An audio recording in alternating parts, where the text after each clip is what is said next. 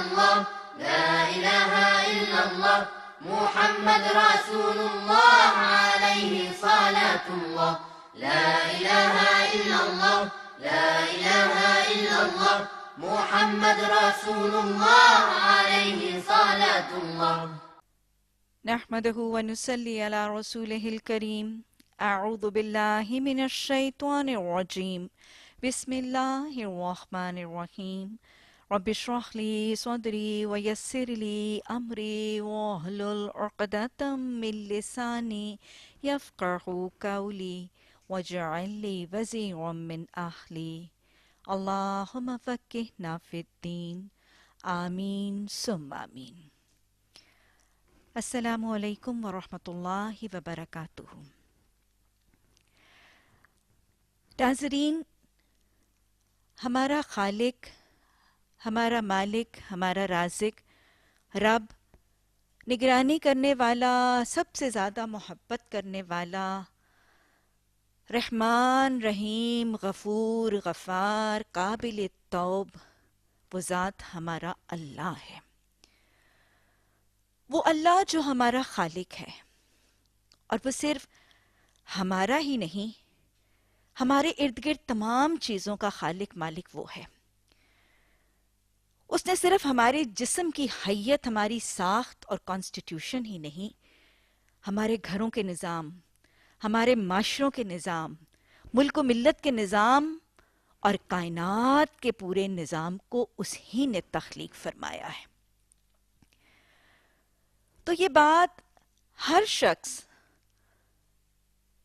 بالکل ایک معمولی ذہن کا اور معمولی تعلیم کا شخص بڑی آسانی سے یہ بات سمجھ سکتا ہے کہ جب خالق وہ ہے تو ان تمام نظاموں کو چلانے کے لیے اصول، ضابطے، قاعدے بھی اس ہی کے لاگو ہوں گے، اور اگر اس کے لاگو نہ ہوئے تو یہ نظام کامیابی سے چل نہیں پائیں گے.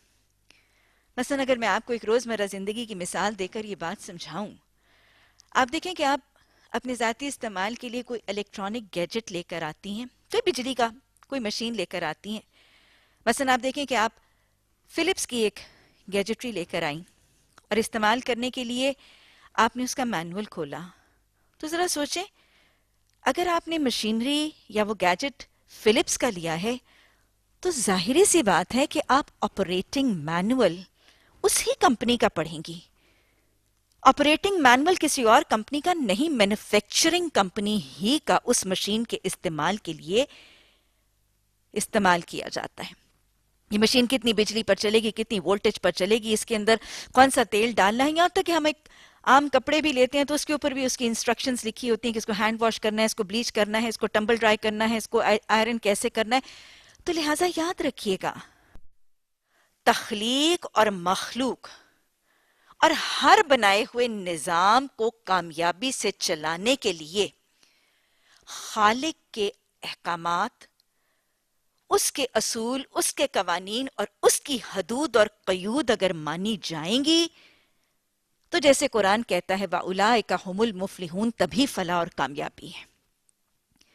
جیسے اللہ سبحانہ تعالیٰ قرآن میں فرماتے ہیں، ایک جگہ نہیں متعدد مقامات پر فرماتے ہیں وَلَا خَوْفٌ عَلَيْهِمْ وَلَا هُمْ يَحْزَنُونَ، ایسے لوگ جو میرے احکامات اور قرآن اور حدیث کی تعلیمات کے مطابق اپنا نظام وضع کریں گے تو ان کے لیے نہ دنیا میں، نہ موت میں، نہ حشر میں، نہ قیامت کے دن کوئی خوف اور کوئی غم نہیں ہوگا.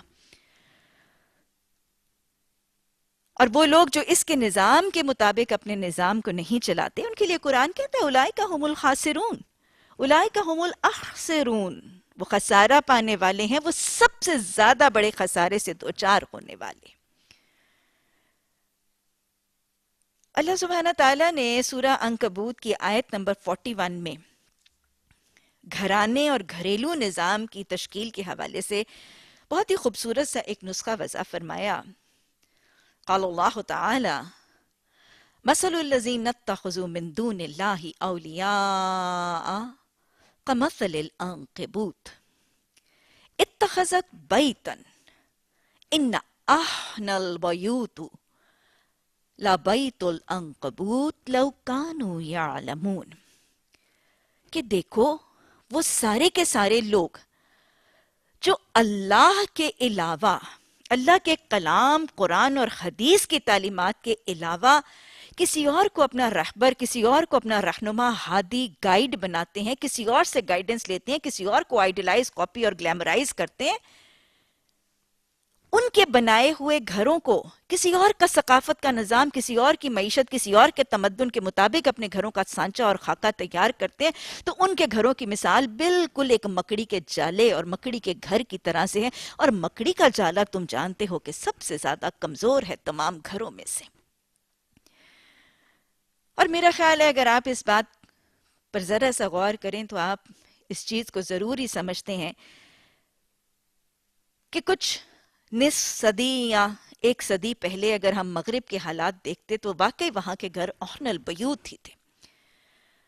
ویسٹ کے اندر نصف صدی پہلے آپ یہ چیز کا مشاہدہ ہوا اور یہ چیز دیکھی گئی، اور اب تک بھی یہ معاملات موجود ہیں کہ سٹیٹسٹکس بتاتے ہیں کہ گھروں کا بریک ڈاؤن کا ریٹ، شرح طلاق کی، ڈیورس ریٹ کلاسلی بہت زیادہ بڑا ہوا ہے۔ لیکن بڑے افسوس کی بات ہے کہ اب یہ وبا ہمارے معاشرے میں بھی منتقل ہو چکی ہے۔ آج ہمارے اس اسلامی ریاست کے اندر بھی طلاق کی شرح اور گھروں کے ٹوٹ جانے کی شرح خطرناک حد تک بڑھتی چلی جا رہی ہے۔ اور آپ نے دیکھا ہوگا کہ آج ہمارے اس معاشرے کے اندر گھر کمزور اور ناپائیدار اور غیر مستحکم ہوتے چلے جا رہے ہیں۔ آج میاں بیوی کا رشتہ لگتا ہے کہ بالکل ایک کچے دھاگے کی طرح سا ہے۔ آج کے گھر یوں لگتا ہے کہ جیسے ریت کے گھروندے ہیں، ہلکی سی ٹھیر کے ساتھ بالکل ڈھہ کے بالکل ختم ہو جاتے ہیں۔ وجہ کیا ہے؟ وجہ یہی سورہ العنکبوت کی آیت نمبر 41 کا مضمون ہے کہ جب کوئی گھر کا نظام قرآن اور اللہ کے وضع کردہ نظام کے مطابق نہیں، اس کے خلاف بنایا جائے گا تو وہ گھریلو نظام کامیاب نہیں ہوگا۔ وہ گھریلو نظام کمزور ہوگا، بربادی سے اور ہلاکت سے دوچار ہوگا۔ تو لہٰذا سمجھنے کی ضرورت ہے کہ اللہ سبحانہ تعالیٰ نے قرآن اور حدیث میں جو گھریلو نظام کی تعمیر اور تشکیل کا طریقہ بتایا ہے وہ کیا ہے۔ اللہ سبحانہ تعالیٰ نے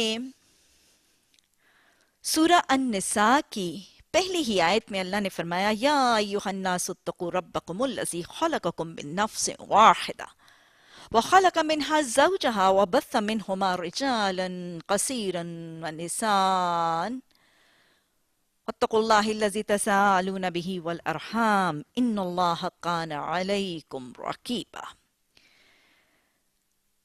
یہ آیت سورہ نساء کی بھی پہلی آیت ہے، اور سورہ نساء وہ سورت ہے جو قرآن میں ایک کامیاب مسلمان گھرانے کی تعمیر کے اصول سکھاتی ہے۔ اسی طرح یہ آیت جو سورہ نساء کی پہلی آیت ہے، یہ خطبہ نکاح میں بھی پڑھی جاتی ہے، اور اس کو مسنون خطبہ نکاح میں رکھا گیا ہے۔ گویا اس میں گھر کے معماروں کو گھر کی تعمیر کے لیے بڑے خوبصورت نسخے بتائے گئے۔ انشاءاللہ کسی اور موقع پر اس سے وضاحت سے بات ہوگی، لیکن یہ دیکھ لیجئے کہ اس آیت میں اللہ سبحانہ تعالیٰ نے ایک اسلامی گھرانے کے اندر ازواج کو، دونوں میاں بیوی کو زوج کہا ہے، اور زوج کہتے ہیں پیر کو۔ اور یہ میں اور آپ ہم سب جانتے ہیں کہ پیر میں دونوں چیزیں، دونوں میں سے کوئی ایک اعلیٰ اور دوسری ادنا نہیں ہوتی، کوئی کمتر اور کوئی دوسری برتر نہیں ہوتی، دونوں پیرلل، دونوں ہم پلہ، اور مور اوور دونوں اپنی تکمیل کے لیے ایک دوسرے پر ڈیپینڈنٹ ہوتے ہیں۔ تو گویا سورہ نساء کی اس آیت کے حوالے سے ازواج دونوں ہم پلہ ہیں، پیرلل ہیں، برابر ہیں، ادنا اور کمتر ہونے کا کوئی تصور نہیں ہے، اور دونوں اپنی تکمیل کے لیے ایک دوسرے پر اور اپنی زندگی کے مقاصد اور اپنی زندگی کے مرحلوں کی تکمیل کے لیے ایک دوسرے پر ڈیپینڈنٹ، انحصار۔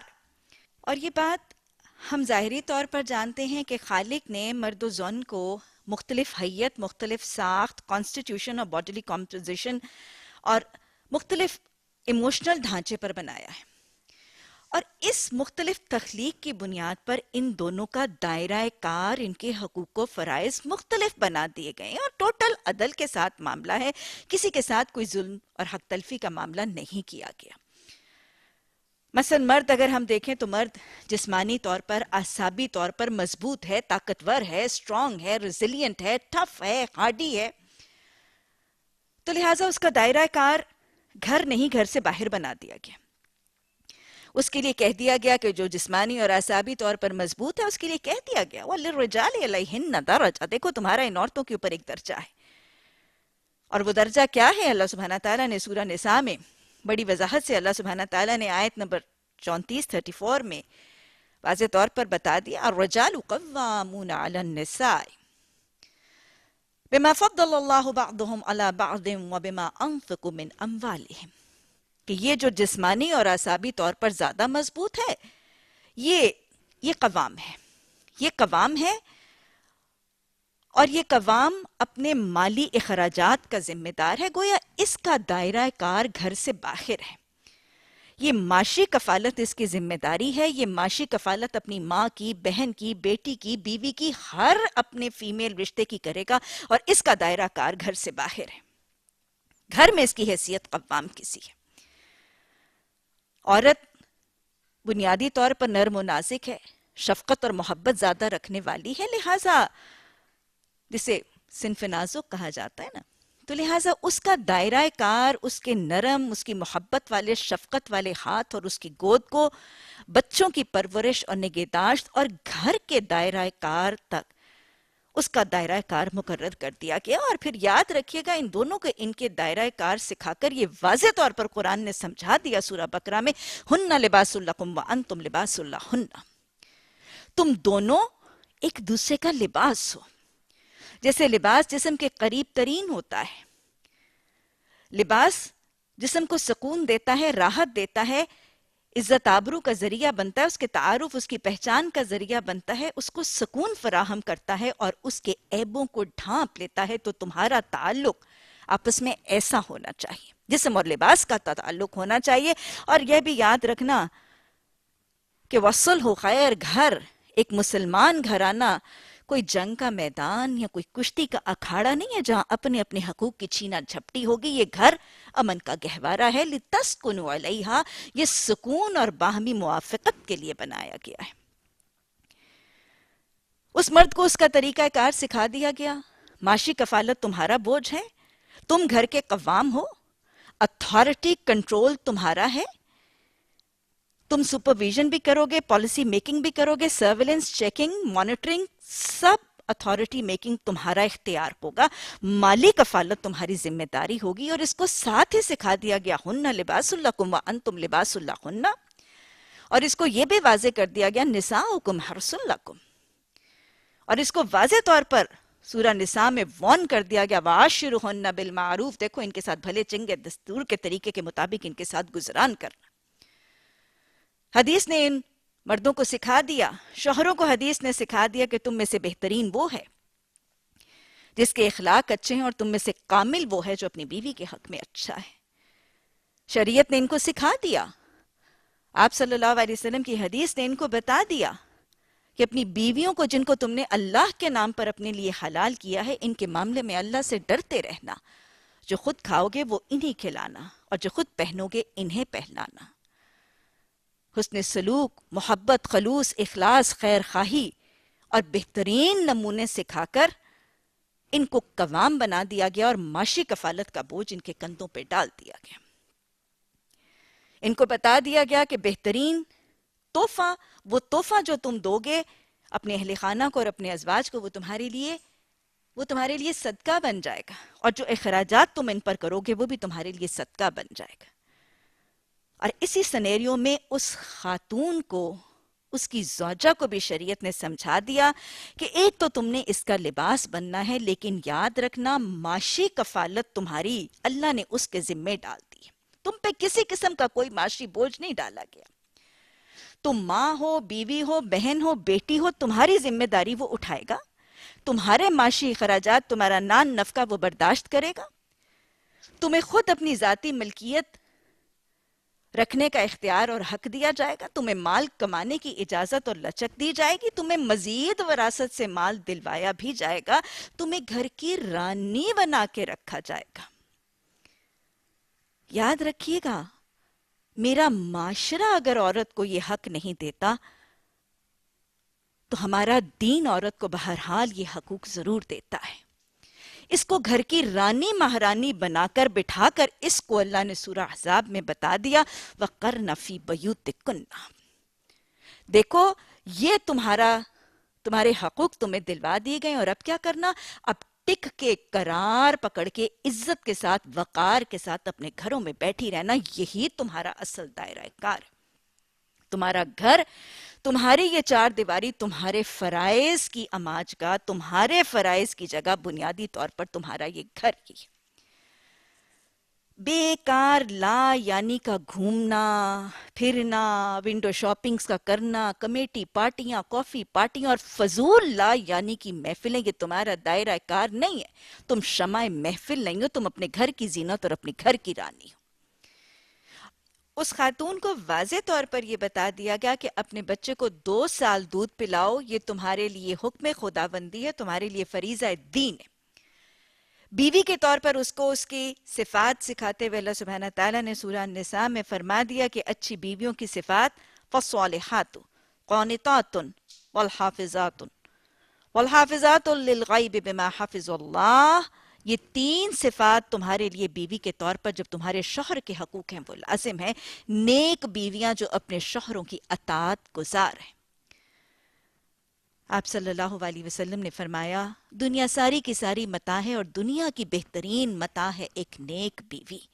یہ نیک بیوی حدیث بتاتی ہے اپنے شوہر کے دین کا ستون ہے، اور یہ وہ نیک بیوی ہے جو اپنے شوہر کی اطاعت گزار ہے، اور یہی اس کے فرائض میں سے ایک فریضہ ہے.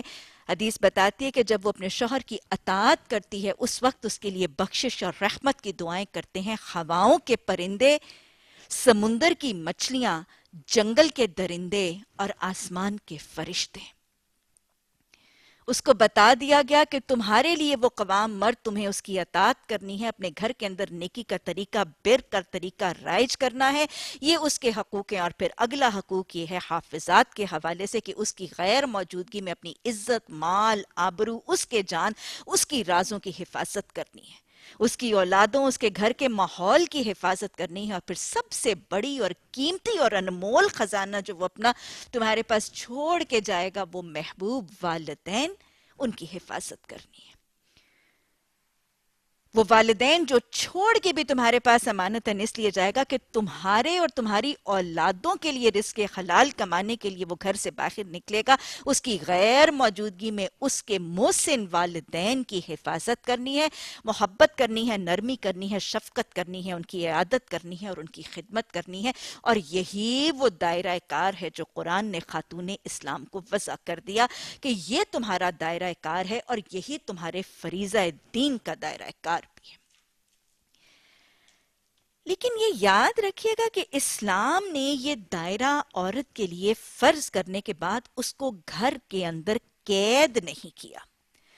اس کے لیے نکلنے کا جواز موجود ہے، اس کے لیے نکلنے کی اجازت، چھوٹ، لچک موجود ہے اور واضح طور پر موجود ہے. اور اس چیز کا علم اور اس کا حوالہ کہاں سے ملتا ہے کہ اللہ نے قرآن میں ایک جگہ نہیں بہت سے متفرق مقامات پر اللہ سبحانہ تعالیٰ نے عورت کو گھر سے باہر نکلنے کا ادب اور سلیقہ سکھایا ہے. بڑی باریکی کے ساتھ اس کو نگاہوں کو ضبط کرنا، وَغْضُضْنَ مِنْ أَبْصَارِهِنَّ، اس کو نگاہوں کو قابو رکھنے کا طریقہ سکھایا گیا. اس کو چلنے کا طریقہ سکھایا گیا کہ جب چلو گی تو اپنے پاؤں پٹختی ہوئی، اپنے پائل کی جھنکاریں یہ پھیلاتی ہوئی نہ چلنا، اپنی پوشیدہ زینتیں یہاں تک کہ اپنی خوشبو کی مہک بھی ارد گرد کے ماحول کو اس سے معطر کرتی ہوئی نہ چلنا. اس کو بات کرنے کا طریقہ سکھا دیا گیا کہ جب بات کرنی ہے تو لوچدار انداز میں گفتگو نہ کرنا، کہیں دل کا مریض شخص جو ہے وہ کسی بدگمانی میں مبتلا نہ ہو جائے. سیدھی معروف دو ٹوک طریقے سے گفتگو اختیار کرنا. اس کو بتا دیا گیا وَلَا تَبَرُّجْنَ تَبَرُّجَ الْجَاهِلِيَّةِ الْأُولَىٰ کہ دیکھو جب اپنے گھروں سے باہر نکلو گی تو یہ جو جاہل عورتوں کا سا طریقہ ہے نا، جو obsolete، old fashioned، outdated، backward خواتین کا طریقہ ہے، ان بیکورڈ obsolete خواتین اور آؤٹ ڈیٹڈ خواتین کی طرح اپنے آپ کو تبرج کے ذریعے نمایاں کرتی ہوئی، کنسپیکوس کرتی ہوئی، پرومیننٹ کرتی ہوئی، ہائی لائٹ کرتی ہوئی، لوگوں کی توجہ کیچ کرنے کے لیے ان کو متوجہ کرنے کے طریقے سے نہ نکلنا. وَلَا يُبْدِينَ زِينَتَهُنَّ، اپنی زینتوں کو، چاہے وہ تمہارے بال ہیں، تمہارا چہرہ ہے، تمہارے بناؤ سنگھار ہیں، تمہارے زیورات ہیں، تمہارے خوبصورت لباس ہیں، ان میں سے کسی کو ظاہر نہ کرنا. لباس التقوی ذالک خیر، تمہارے لیے بہترین تقوی کا لباس تمہارے لیے بہترین ہے. اور یہ تقوی کا لباس اللہ سبحانہ تعالیٰ نے سورہ احزاب میں اس کو پہننے کا ادب اور سلیقہ سکھا دیا. فرمایا گیا یا ایھا النبی قل لازواجک وبناتک ونساء المؤمنین، محمد صلی اللہ علیہ وسلم اپنی ازواج مطہرات کو، بنات الرسول صلی اللہ علیہ وسلم کو، اور سارے مومن مردوں کی عورتوں کو. وہ مومنین کی بیویاں ہیں، ان کی بیٹیاں ہیں، ان کی مائیں ہیں، ان کی بہنیں ہیں. تو سب مومن مردوں کی ساری عورتوں کو یہ بات کہہ دو کہ وہ کیا کیا کریں. یدنین علیہن من جلابیبہن، کہ جب اپنے گھروں سے نکلیں تو اپنی جلباب کے کچھ حصے اپنے سروں سے نیچے لٹکا کر اپنے چہرے اور اپنی زینتوں کو چھپانے کا اہتمام کر لیا کریں. گویا اللہ سبحانہ تعالیٰ نے ایک مسلمان خاتون کا اگر دائرہ کار دیکھا جائے تو بڑی وضاحت سے دائرہ کار پھر کیا وضع کیا. اس کا فرائض کا اور اس کے ریزہ دین کا دائرہ کار اس کا گھر ہے. ان فرائض کی ادائیگی کے لیے وہ اللہ کے ہاں جواب دہ ہے، لیکن ان فرائض کو پورا کرنے کے بعد اگر وہ اتنی جسمانی طاقت اور صلاحیت پاتی ہے، اتنی علمی صلاحیت رکھتی ہے، اس کے پاس کوئی اتنا ہنر ہے، اور اس کے پاس ابھی اعصابی اور ایموشنل آئی کیو ہے، تو اس کو نکلنے کی اجازت دی گئی، بشرطے کہ وہ ان حدود، ان قیود، ان آداب، ان سلیقوں کے مطابق نکلے. اور نمونے تاریخ اسلام میں موجود ہیں، واضح نمونے، متفرق نمونے، امہات المومنین کے اور صحابیات کے نمونے موجود ہیں. سب سے بڑھ کر حضرت خدیجہ الکبریٰ کا نمونہ، جب گھر میں ہے تو اپنے شوہر کی معاون ہیں، ان کی مددگار ہیں، ان کے لیے سکون کا ذریعہ ہے. نبی صلی اللہ علیہ وسلم غار حرا میں تشریف لے جاتے ہیں تو ان کو سامان، ان کی ضرورت کی چیزیں فراہم کرتی ہیں، کوئی شکوہ شکایت نہیں ہے. ان کے پیچھے آپ غار حرا میں تشریف فرمائے، ان کے پیچھے اپنی جان، مال، عزت، آبرو، اپنی بیٹیوں، اپنی اولادوں کی اور اپنے گھر کے ماحول کی حفاظت کرتی ہیں. یہ گھر میں کردار ہے. اور گھر سے باہر اگر آپ دیکھیں تو مکہ کی بستی کی سب سے زیادہ سکسیسفل بزنس وومن بھی حضرت خدیجہ ہی ہیں. کاروبار کرتی ہیں، تجارت کرتی ہیں، اور مکہ کی one of the most successful business woman بھی ہیں. حضرت عائشہ صدیقہ رضی اللہ تعالی عنہا، آپ صلی اللہ علیہ وسلم کی محبوب بیوی، گھر میں ہے تو کام بھی ہے، کاج بھی ہے، گھر کی ساری ذمہ داریاں بھی ہیں. نبی صلی اللہ علیہ وسلم کے کپڑے دھوتی نظر آتی ہیں، احرام تیار کرتی نظر آتی ہیں، آپ صلی اللہ علیہ وسلم کی خدمت کرتی ہوئی نظر آتی ہیں. اس دین نے جو بتا دیا تھا کہ اے خاتون، جب تو اپنے شوہر کی خدمت میں ہوگی اس وقت تو رب کے قریب ترین ہوگی. اطاعت کی حالت میں ہوگی تو رحمت اور بخشش کی دعائیں پائے گی، اطاعت کی حالت کے بعد خدمت کی حالت میں ہوگی تو رب کا قرب پائے گی. حضرت عائشہ رضی اللہ تعالی عنہا نبی صلی اللہ علیہ وسلم کا سر مبارک دھوتی، تیل لگاتی اور بہت متفرق شکل میں خدمتیں کرتی نظر آ رہی ہیں. اور نبی صلی اللہ علیہ وسلم کی وفات کے بعد حافظات کی کیفیت اپنی جان، مال، عزت اور آبرو ہی نہیں، نبی صلی اللہ علیہ وسلم کی دین کی حفاظت کرتی بھی نظر آ رہی. 2210 احادیث مروی ہیں حضرت عائشہ رضی اللہ تعالی عنہا سے. صحابہ فرماتے ہیں کہ چوتھا حصہ دین کا اس ام المومنین رضی اللہ تعالی عنہا سے ہم تک منتقل ہوا. آپ صلی اللہ علیہ وسلم کی پھوپھی حضرت صفیہ رضی اللہ تعالی عنہا، یہ صحابیات گھروں میں ہوتی تھی تو گھر کے کام کاج، محنت مشقت کرتی نظر آتی ہیں، ادھر بیٹے کی تربیت کرتی نظر آتی ہیں. آپ صلی اللہ علیہ وسلم کی یہ گھر میں محنت مشقت کرنے والی پھوپھی نے کیسے بیٹے کی تربیت کی تھی؟ بیٹا کون ہے؟ حواری رسول صلی اللہ علیہ وسلم. آپ نے فرمایا ہر نبی کا ایک حواری ہوتا ہے، اور میرا حواری ہے زبیر بن عوام رضی اللہ تعالی عنہ. یہ آپ کی پھوپھی کے بیٹے. مددگار ہیں، معاون ہیں، ہیلپر ہیں، سپورٹر ہیں نبی صلی اللہ علیہ وسلم کے. ادھر گھر کے کام کاج ہیں، ادھر بہترین بیٹوں کی پرورشیں ہیں، اور ساتھ ہی حضرت صفیہ جرت کے نمونے رقم کرتی نظر آتی ہیں اسلامی تاریخ میں. غزوہ خندق میں جب مسلمان خواتین کی جانوں کو خطرہ تھا یہودیوں کی طرف سے، تو یہی پھپھی تھی نبی صلی اللہ علیہ وسلم کی، اسی حواری رسول صلی اللہ علیہ وسلم ہی کی والدہ تھی جنہوں نے یہودی کا سر کاٹ کے، بڑی جرت اور بڑی شجاعت کے ساتھ سر کاٹ کے دیوار کے پرے پھینک کے یہودیوں کے اس گروہ کے اوپر مسلمان خواتین کا رعب اور دبدبہ اور دھاک ڈالی تھی. حضرت اسمہ بنت بکر حضرت ابو بکر صدیق رضی اللہ تعالی عنہ کی صاحبزادی ہیں، نبی صلی اللہ علیہ وسلم کی سالی ہیں.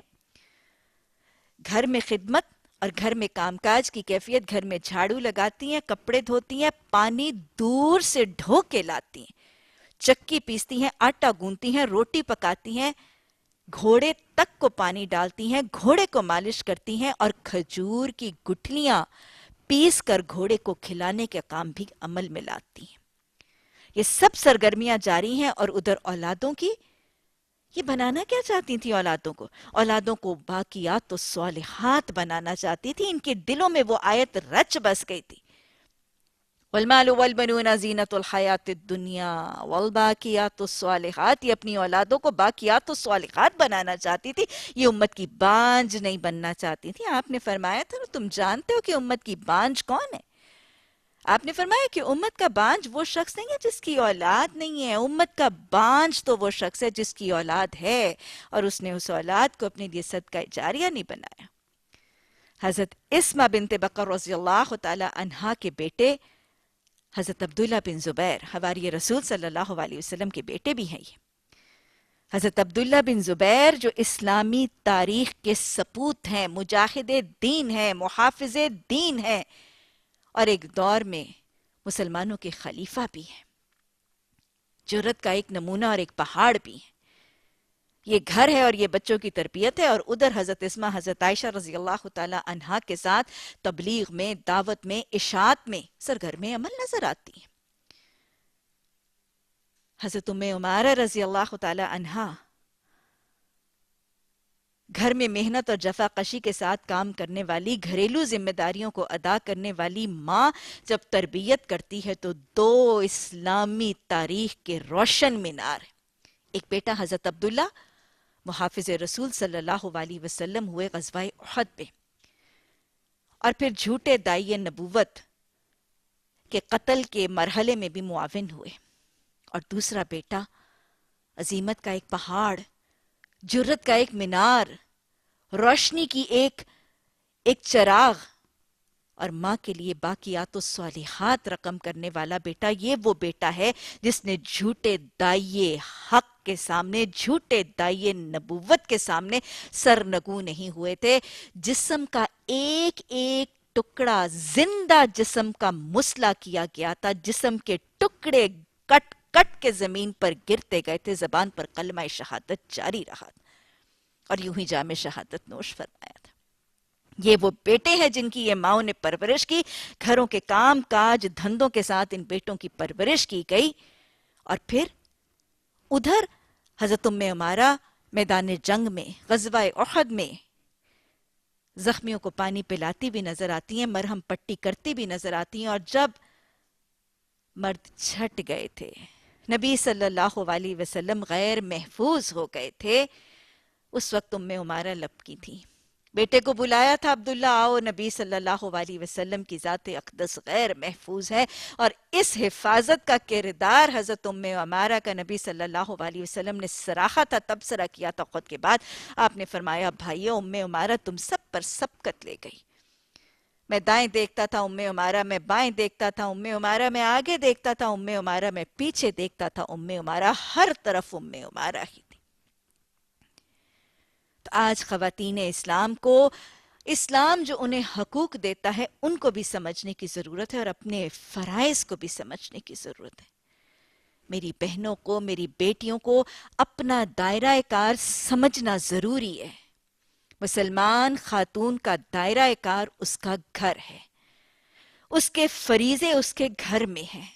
اپنے فرائض دین پورے کرنے کے بعد اگر وہ ذہنی، علمی، جسمانی اور اعصابی طاقت اور قوت پاتی ہے تو ان وضع کردہ قرآن کے آداب، سلیقوں، حدود اور قیود سے وہ باہر نکل سکتی ہے۔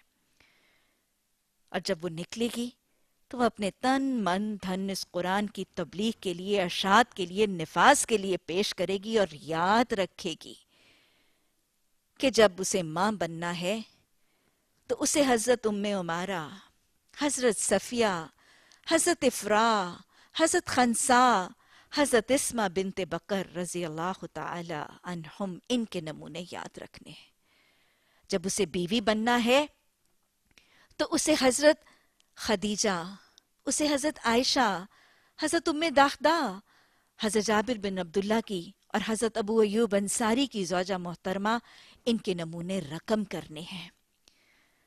وہ جب ایک مسلم بہن بنے گی تو اسے یاد رکھنا ہے کہ اسے اپنی قوم اور ملک و ملت کو عمر ابن الخطاب جیسے نذرانے پیش کرنے ہیں۔ جب وہ بیٹی بنے گی تو اسے فاطمہ الزہرا کے نمونے کو دہرانے کا عزم پھر یاد کرنا ہے۔ اللہ سبحانہ تعالی، اللہ ہمیں اپنا دائرہ کار پہچان کر اس دائرہ کار کے فرائض کو صحیح طریقے سے ادا کرنے کی توفیق عطا فرما۔ اللہ سبحانہ تعالی ہمیں اپنے تن، من، دھن، اپنے اوقات، اپنی صلاحیتیں اعلی کلمت اللہ کے لیے، اس قرآن کی اشاعت اور تبلیغ کے لیے پیش کرنے کی توفیق عطا فرما۔ یا ارحم الراحمین، ہمیں اپنے ازواج کی اور ہمارے ازواج کو ہماری آنکھوں کی ٹھنڈک بنا دے۔ ربنا ہب لنا من ازواجنا وذریاتنا قرۃ اعین واجعلنا للمتقین اماما۔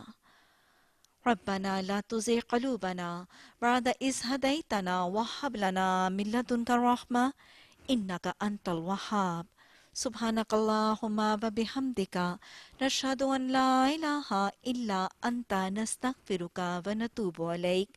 سبحان ربك رب العزة عما يصفون وسلام على المرسلين والحمد لله رب العالمين۔